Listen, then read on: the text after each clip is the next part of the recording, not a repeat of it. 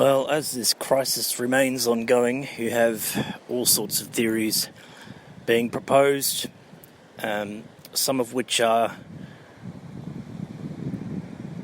limited in their scope, others are wild and fanciful to most people, but often the truth is stranger than fiction. But the downside of the more extreme conspiracy theories is that it gives people cause to brand anybody who is questioning the narrative as a conspiracy theorist. But there is clearly a large portion of the population, and it's greater than what I had initially considered, just judging by comments on social media in response to all sorts of issues relating to this crisis. The greater population has so many questions, and they're very sceptical of this entire situation. People know that something is up. They know they're not being told the truth. And that groundswell will reach breaking point in the not too distant future. And it seems to me that the establishment has prepared for this eventuality. There is evidence of strong military presence in the United States on the streets, even if it is covert. But it's clear that the military is ready to step in once this groundswell comes to a head. As I've said before, the governments are anticipating civil unrest, so all of their preparation revolves around suppression of the population if it gets to the point where there is violence on the streets. This is most likely to occur in places like Europe first, if it does. Italy is already on the verge of a revolution.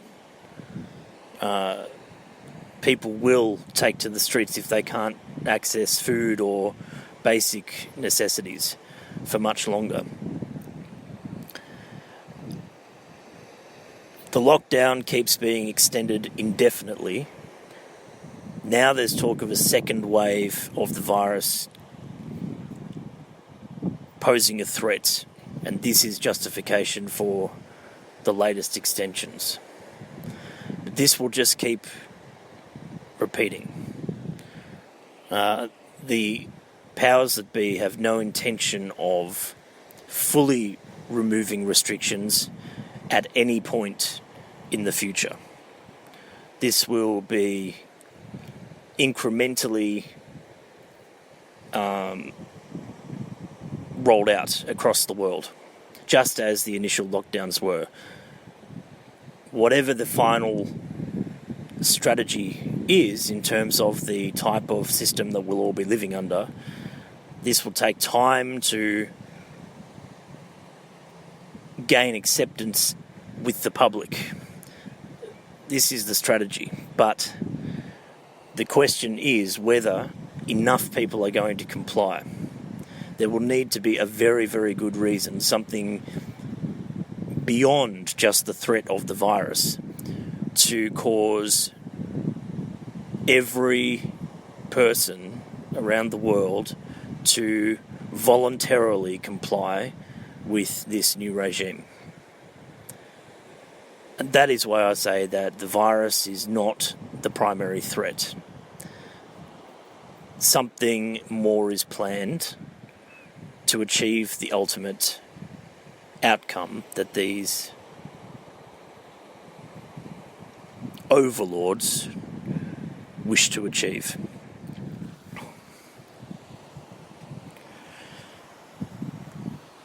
But rather than being focused on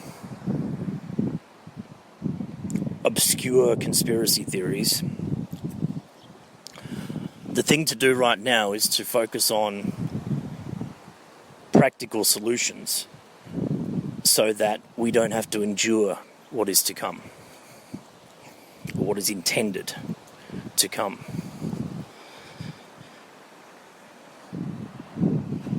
I maintain that the people need to find a way to separate from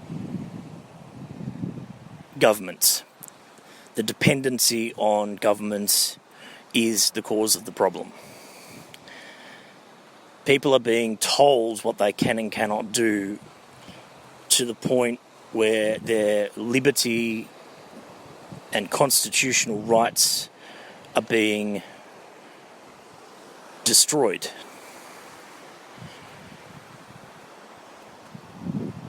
The right to be free, to go outside, to enjoy life, to socialise, to share ideas, is a God-given right. These are rights that are inalienable. And yet, emergency powers enable governments to override those constitutional rights. And this needs to be changed. Because what is happening is that these decisions are being made without the consent of the population. And governments are required to act with the consent of the population. Emergency powers are the only exception to that rule.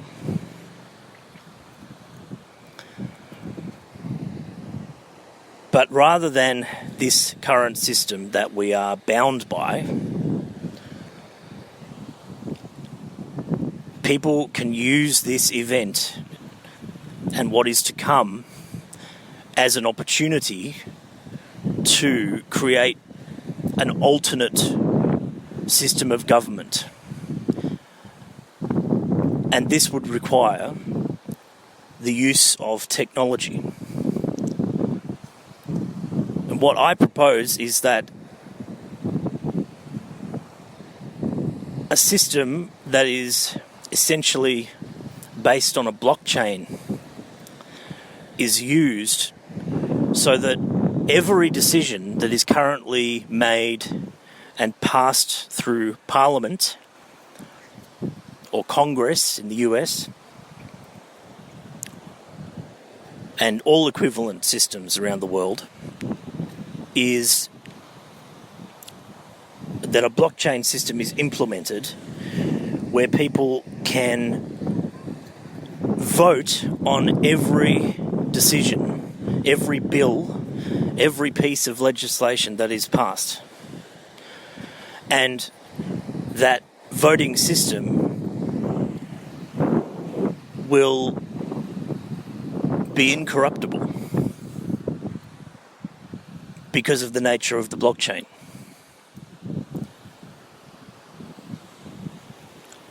As a result of these changes that are coming through, I and many other people believe that a new system of currency is going to be rolled out, which involves the blockchain. Except that this currency will likely be controlled by the government.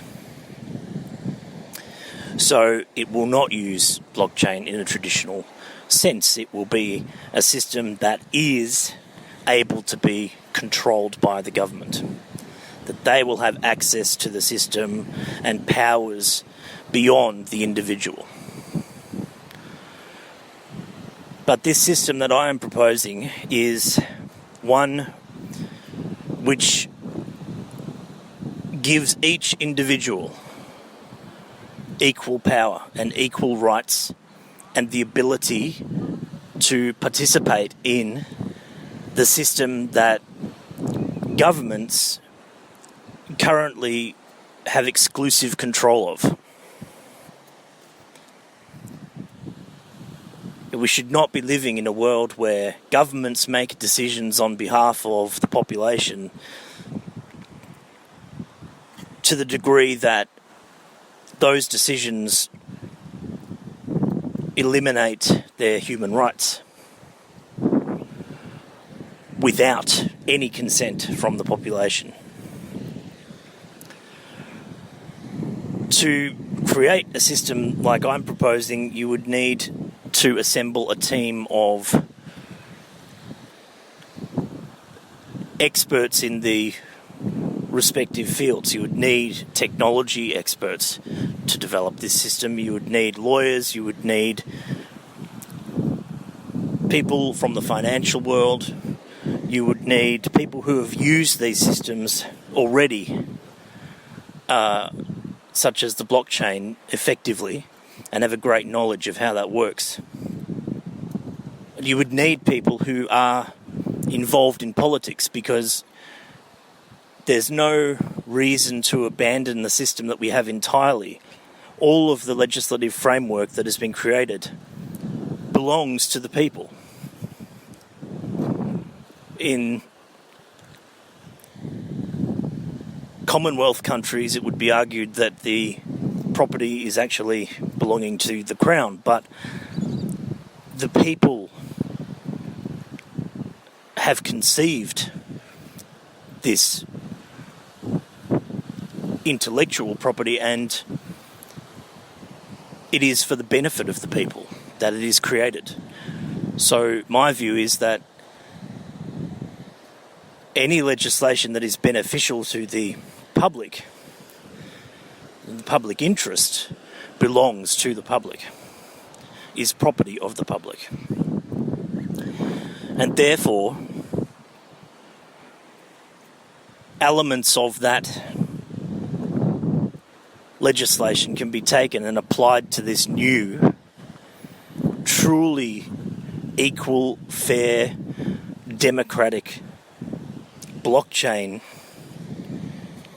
system of voting, and not just voting for leaders who is going to lead countries, but every decision that is relevant to the population. Every bill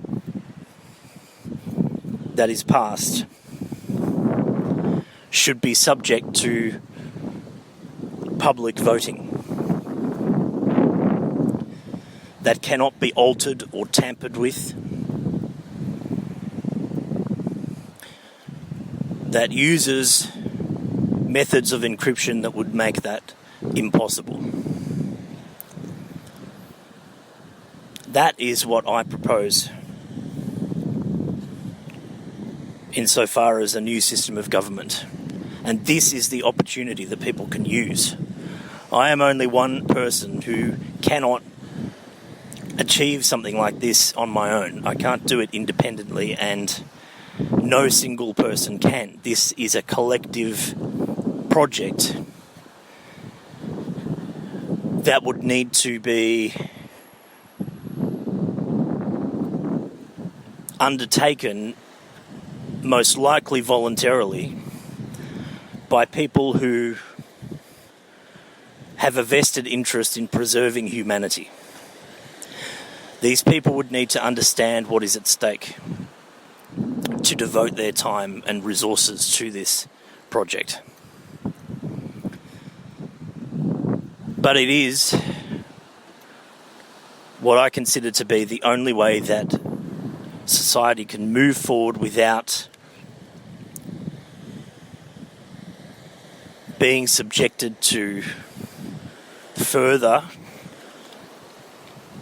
abuse and manipulation by not only governments, but the people who are associated with those governments, who are acting only in their own interests and do not consider the impact that their decisions have on the greater population.